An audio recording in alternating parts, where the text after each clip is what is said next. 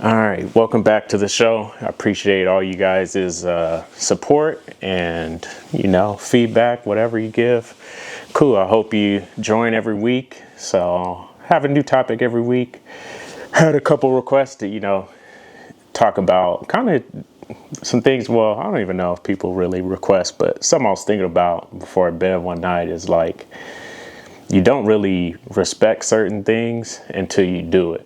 And it's crazy sometimes you think, oh, that's easy, or blah blah blah, they should do it this way, and then you try it and you're like, oh yeah, I understand why. It's crazy, like working law enforcement, like I didn't really, until I got into it, like there's a lot of stuff you really don't understand about just the world and how things work, how things operate, politics of stuff, and just life in general with it. And it's crazy. So I grew up, when I was growing up, I wasn't a kid that grew up and wanted to be a police officer. I ended up, crazy story how how I got into law enforcement. And so I was always cool with like the school resource officers at my school and everything like that. So they were always super cool with me. I was the football player, blah, blah, blah.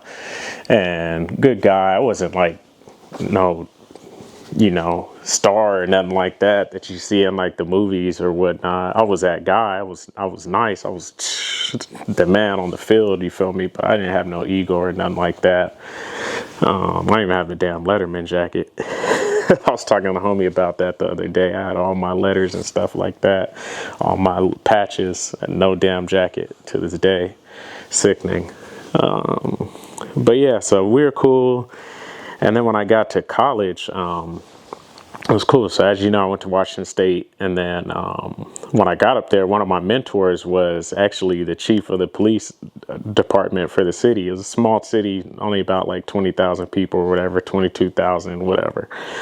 And he was from down here in Southern California, and I went to school with his daughter. I didn't know his daughter, but when he seen that I was coming up there, it was familiar territory, so he sought me out and reached out to me, and then we've met a couple times. We had always had conversations and always kept in touch during my times with while I was up in college. It was funny, like growing up, I had some negative run-ins with law enforcement. I remember being like barely a teenager, getting pulled out of the car and put on the curb, and hands behind my back, patted down, searched down, for no reason. You just got pulled over. But I mean, hindsight 2020, like I kind of understand it a little bit. But like I had a lot of preconceived notions about a lot of stuff, but it was like cool, like getting to know people that worked in law enforcement, having friends whose dads worked in law enforcement and things like that, and kind of got a little feel for it. So then I was trying to do architecture and engineering in college, and man, I went on my visit, and they were like, "Yeah, we have one of the top 3 engineering schools in the nation, blah blah blah, this, that, and the other." They're like, "We actually have somebody on the football team that's going through the program right now. You'll be a great fit for it, this, that, and the other." Because I had been doing architecture and engineering drafting classes all through high school, to the point where I was like designing houses on CAD, and then we would build the model scale of the home with the roof and everything. And so I was like, that's what I'm going to do. And my dad sold AutoCAD software, so I was already familiar with that. I'm like, that's kind of what I wanted to do. I wanted to either go into sales, or I wanted to actually do like engineering or architecture. And man, so fast forward like 3-4 months later, I meet with my advisor to start college. He's like, "What do you want to major in?" And I tell him I'm like, architecture, engineering. And he's like, "Oh, well, unfortunately, all those classes are in the afternoon during football practice, so you can't do it." I was like, killing me. So I'm like, all right, whatever, let's do business management. So go sign up for business management. I think I'm taking business law and all these other business classes, math classes, etc. And so then before junior year, you have to certify in your major. If not, you'll be ineligible and basically you lose your scholarship. And so he's like, oh, like it's time to certify in your major. He's like, would you major in again? Or what are you majoring again? And I'm like, bro, you're my advisor. You're sitting down to meet with me. You should have it right there. I was like, business management.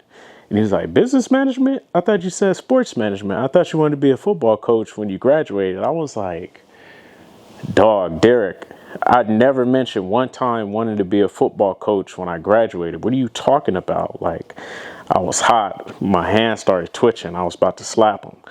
But, that's not me. That's out of my character.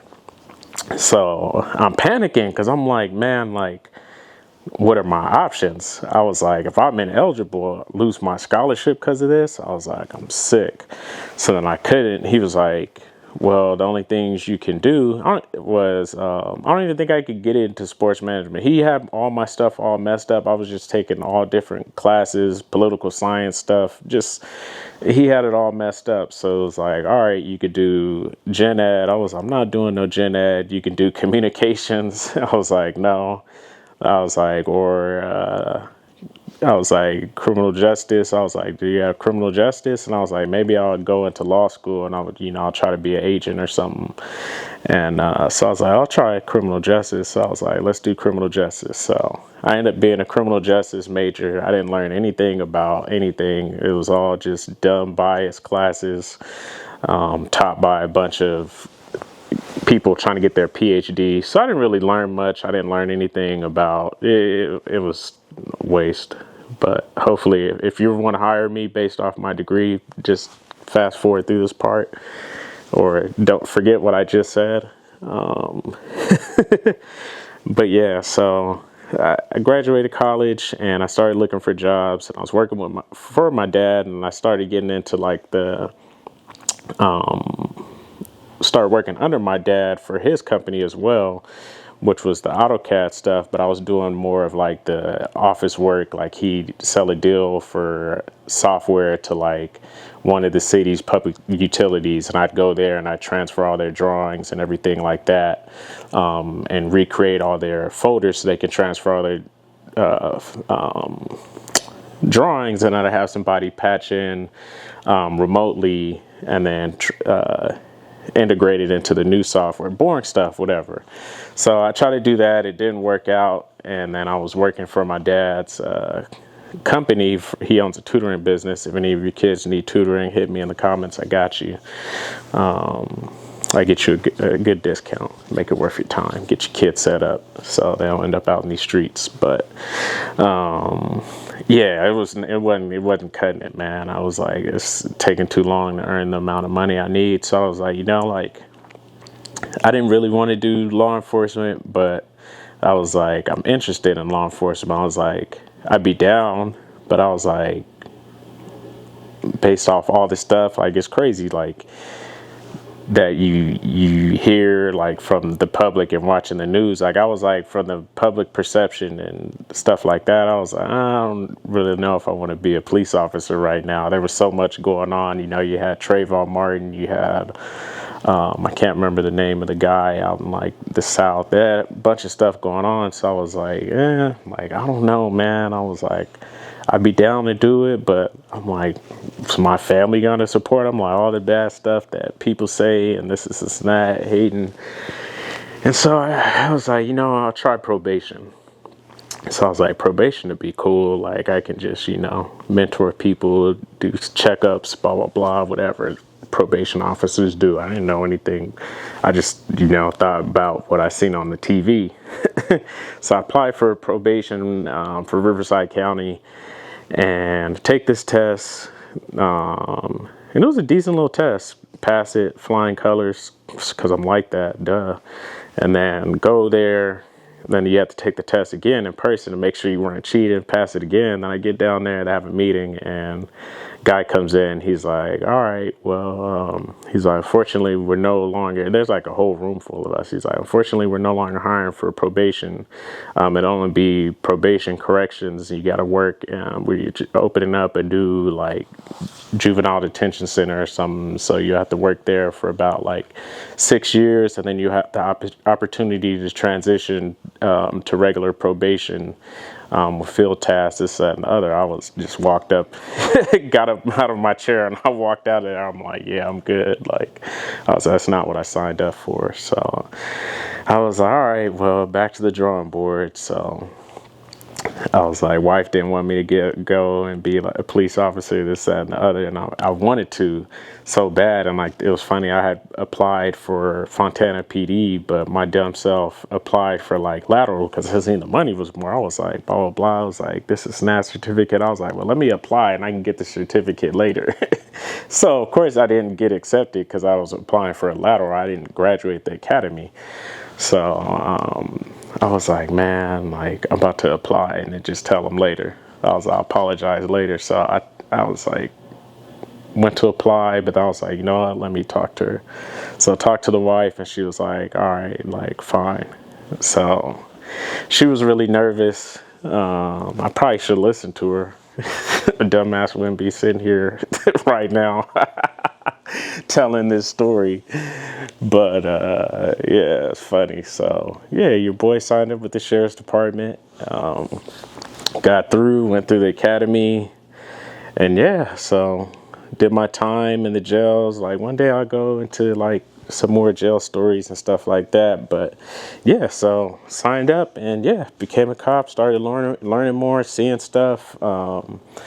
And yeah, so working in the jails, you see how the politics work when people get arrested, the type of people that constantly come in, and things like that. So you see the inner workings. You see the homeless people that come in, the transients, the people that, you know, are getting arrested. They have somewhere to go, but they don't want to follow the rules. So they go back out to the streets and then they try to stay out, but then when it gets cold, they want to get arrested so they can come in, get a little free PB&J, and somewhere warm to sleep real quick, and then go back out, commit a crime, come back in, and they'll be in there every day, and then they'll try to raise hell, get in a fight, do whatever, so they can go into the jail. You have the seasonal people, so you have to deal with that. But then, you know, you go out to the streets and yeah, like you'll have days where you don't eat. You work a whole 12-hour shift and you don't eat. There's no time to eat. You might order some food and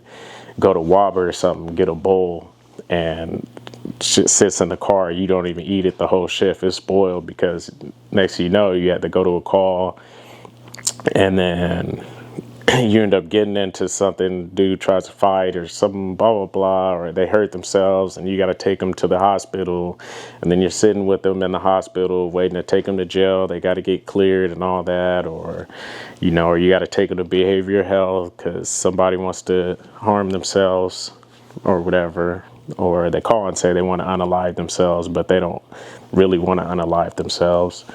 But then they get mad at you when you take them to get help after they called you for help. And so you deal with a bunch of stuff, man. You have a domestic guy beats the ever living dog out of his piece. She's bleeding, got black eye, whatever. And then she calls panicking. You're talking to her. She's all frantic on the phone because you're trying to get more information, where he's at, if he has weapons, blah, blah, blah. You go snatch old boy up, get him, arrest him. You know, he admits to everything, whatever. You take him to the jail, and she's following you to the jail to bail him out. And it's like, man, but it's crazy. I mean, you have instances where you think the day is just going good, and then you're like, all right, cool, everything's settled, and all of a sudden you get a call, and you don't know whether or not you're gonna make it home from that call or not. And so you're driving there, and it's crazy because, you know, being a figure where you're supposed to be there to protect everybody, there's like this stigma that you're not supposed to be afraid. But there's a lot of situations where you really are afraid. Like you really don't know if you're gonna get shot, die, whatever. You don't know what's gonna happen, and so you go from these moments from relaxed to on edge, your heart beats really up, and it's like a bunch of highs and lows, and it's not good for your body, honestly, at the end of the day. And to think people can do that for 57, I mean, up to their 57 years old, it's like, man, there's going to be a lot of people having a lot of health complications coming up in the future. But it's crazy. I mean, you go through all that, people barricading, and people running from you with guns, jumping yards. You might jump a fence and somebody's already over that fence with a gun. Like you don't know.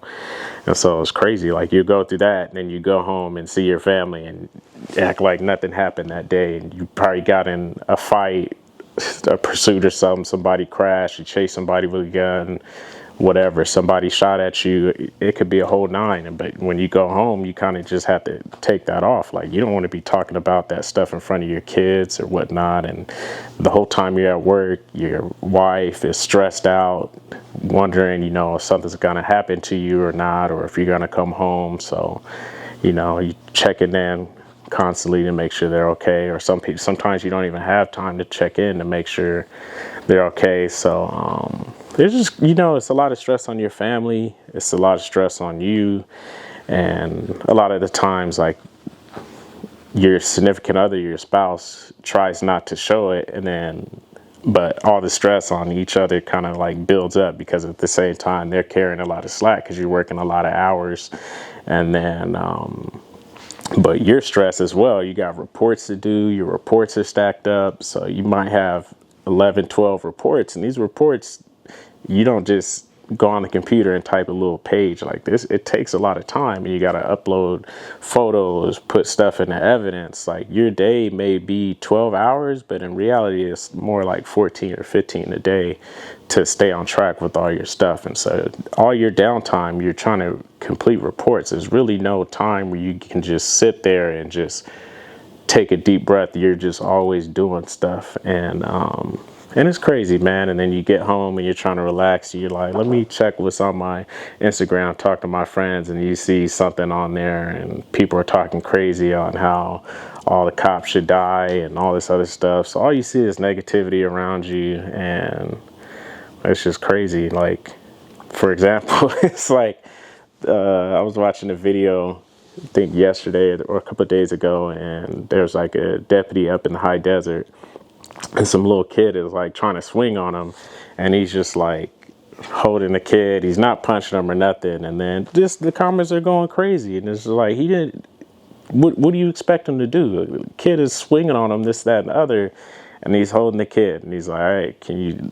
Kind of sounds like he's telling him to stop. So I don't know the background on why he's talking to the kid or whatever, but it's just like comments. Oh, if he was this and that, this would have ended this and that. And it's like, man, like all people do is just assume the worst. And so you just see a lot of negativity a lot. And it's funny, I was talking to my mom, and she's like, oh, like police aren't out there stopping real crime, this, that, and the other. And I'm like, it's insane that you say that, because I'm like, there's so much stuff going on that people don't know. Like there's like big, huge busts going on all day, every day, because there's so much crime. But you can't publicize that stuff because it creates a safety issue. But if people knew the amount of good stuff that officers are doing, like there's nothing publicized about majority of like the good busts, the good stuff that's going on. You don't see any of that. But it's just kind of one of those tough things where you kind of have to just shut out the noise and just keep doing you. But yeah, so being related to law enforcement, you do earn you do develop a good respect for the profession, and you understand a lot more. And it's, if you've ever wanted to get like an insight, ask me questions on what you have questions on, or why officers do certain things. I'm more than willing to answer it for you. But there's a lot of departments that'll let you go on ride-alongs. There's a lot of departments that'll let you do like scenarios, or to have, I think the San Bernardino County Sheriff's Department has a simulator that you can use, and that do signups and let people come in from the community, and you can try simulating a scene and different things like that. And then you get a first interaction with, actually trying a scenario on what you would do and whatnot. And so, I mean, for me, I don't ever judge anything unless I can do it. Besides, like, politicians, I just don't understand how you can go from making $200,000 a year and have a net worth of like less than $1 million to 20 million in 2 years. It's insane. But so I always critique that. But other than that, like, I don't critique. There's always an ongoing joke between firemen. I don't critique them or anything like that. But yeah, so, or plumbers, people are always hating on just whatever. I mean, every job is hard. Being a firefighter is tough. Building houses is tough. Doing construction is tough. Being a janitor is tough. All these jobs are tough, and you have to respect every single person for what they do, and you can't judge them for what they do, or based on whoever makes a mistake and then try to equate that to everybody. If you do that, I mean, your life is just going to be living in hatred. So give everybody a shot, no matter what job you do. Every job is important, and we need it. Just imagine if all the people that pick up the garbage decided to quit. You know how terrible the world will be? But then everybody looks down, oh, I don't want to be a garbage man. Like, it's just crazy. Just show love and respect to everybody. A lot of people are underpaid, and they do a good job at what they do, and we need it. So yeah, if you're ever hating on something, try it before you hate. That's my message for today. Thanks for watching. Like I always said, if you're not subscribed, please subscribe, like, comment down below what you want to hear about. If you have any questions about anything, or something you want me to elaborate or give more insight on, whether it's sports, law enforcement, family, etc. I got stories for days, years, months. All I do is talk. So yeah, let me know. I'm open to talk about anything besides really like politics. People get too amped up with politics. Yeah, so nah, I'd be down to get into politics, but yeah, so if you got any connections, let me know. But yeah, so take care. Have a good rest of your week. I hope you enjoyed this episode. If you did, go ahead and like it. And as always, stay blessed.